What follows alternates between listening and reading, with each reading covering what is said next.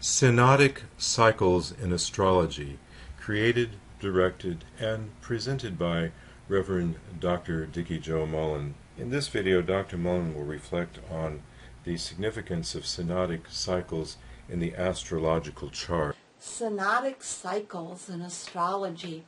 When we think about the heavens and the different patterns, circles are always important. The sun and moon and the planets circle around the greater concept of the sun. When I say sun sign in astrology, I really mean the Earth's path around the sun, because we know, of course, it goes around the sun, but the other planets do too, in a perpetual path. And our solar system is all about cycles, patterns. Think of it as a giant clock. The synodic cycles are one of the most fascinating and powerful and least understood of the different patterns and cycles. Synodic, isn't that a great word just in itself?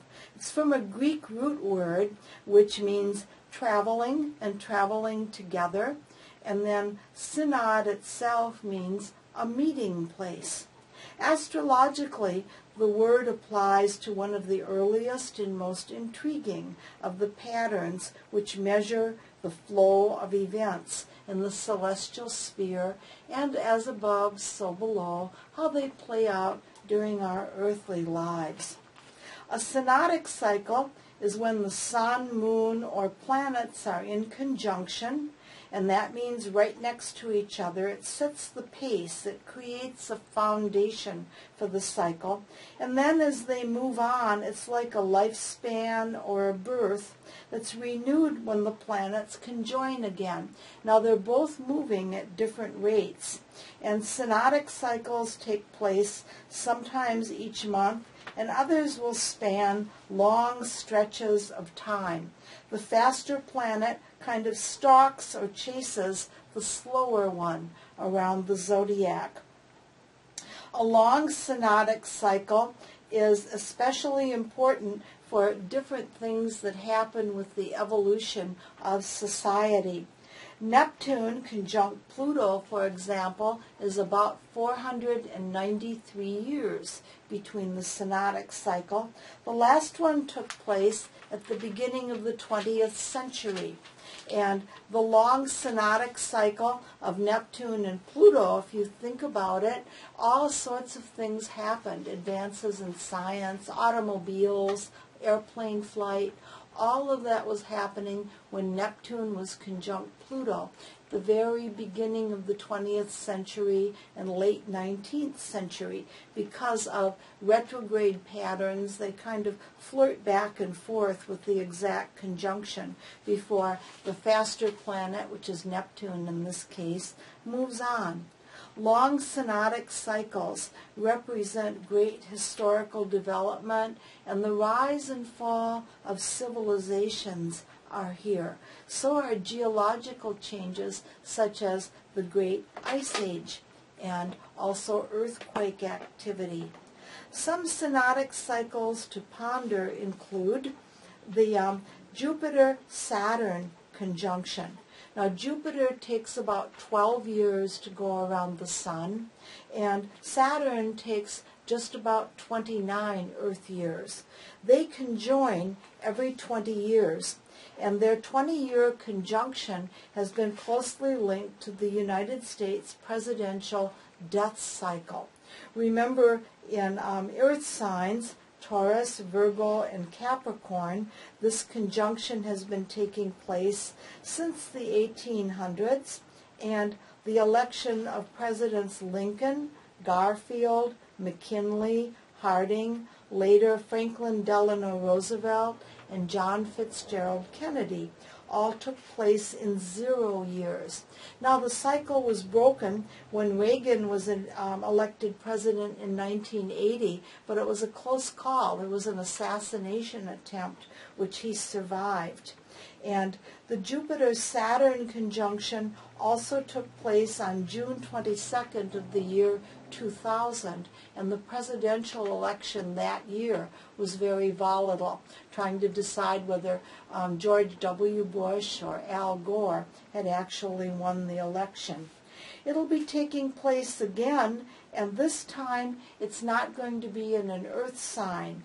On December 21st of the year 2020, the Jupiter-Saturn conjunction will be at 0 Aquarius, and it'll be beginning a series of synodic cycles in the air signs. I think this will relate a lot to technology, which Aquarius influences relate to, and also to social political structures more than individual elections. The planet Saturn is structure. The planet Jupiter, the biggest planet in our solar system, is greatness.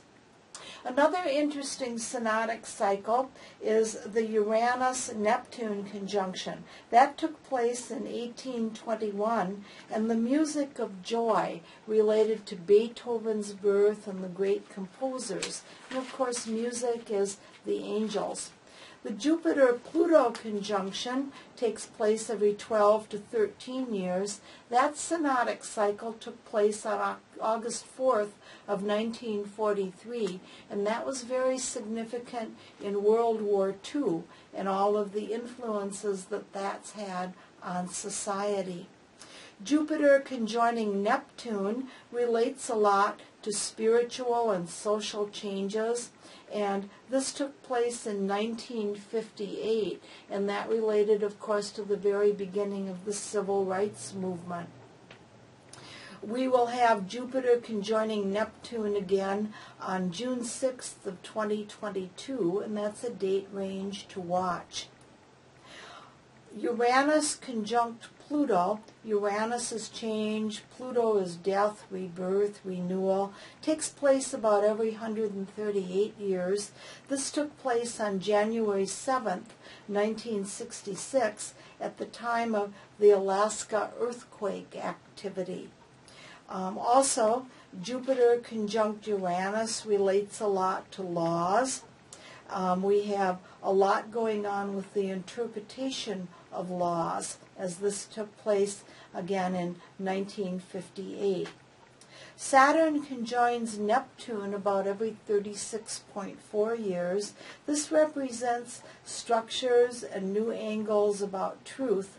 This took place in the early 1950s, and there was a lot going on with communist hunting and McCarthyism at that time period. Completing programs for research, and also anything to do with what doesn't work anymore, changes for the long-term future, relate to conjunctions, the synodic cycles of Jupiter and Pluto, and Saturn and Pluto. As I think about synodic cycles, I feel like I want to look a little bit at a biblical quote. The 19th Psalm, "The heavens are telling the glory of God. The sky above proclaims his handiwork. Day to day pours out speech, and night reveals knowledge." Thinking of the planets chasing each other, beginning and ending synodic cycles, I think that there is a deep reference there. The historical flow of synodic cycles affect us very strongly and just are interesting to look at for those who want to study the wider patterns of the future of humanity. Our individual horoscopes interest most of us, of course, but if students of astrology want to go beyond that and look at some of the prophecies we might have seen in Nostradamus, Edgar Cayce, Mother Shipton, and even the book of Revelations, we can relate all of these to the deeper pattern of the synods, or the meeting place. This is astrologer Dikki Jo Mullen in Orlando, Florida, reminding us that the cycles go on and have infinite meanings and are infinitely interesting to consider. I hope you found this a little provocative, and look at periods in history, see if you can relate them to the conjunctions of the planets in the synodic cycles.